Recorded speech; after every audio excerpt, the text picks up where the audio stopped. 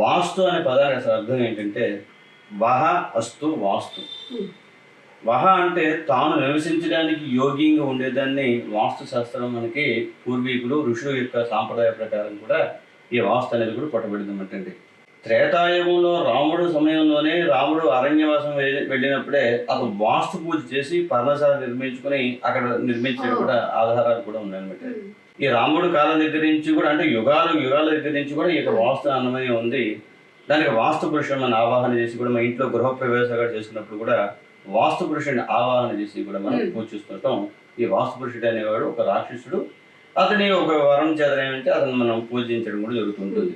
వాస్తు అనేది ఏంటంటే మన ఇంటిలో ఒక నిర్మాణం ఏదైతే మనం చేసుకుంటామో అది సక్రమైన పద్ధతిలో ఆ యొక్క వాస్తు నిర్మాణం అంటే ఇంటిని నిర్మాణం చేయడం ద్వారా కూడా మనకి ఎటువంటి సమస్యలు లేకుండా ఉంటాయన్నమాట.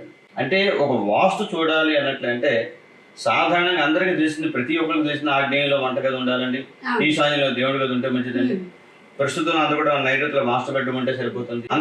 అంత ఎక్కువ ఎవరు చూసినా కూడా అదే వాస్తు కింద ఉంటుంది కదండి.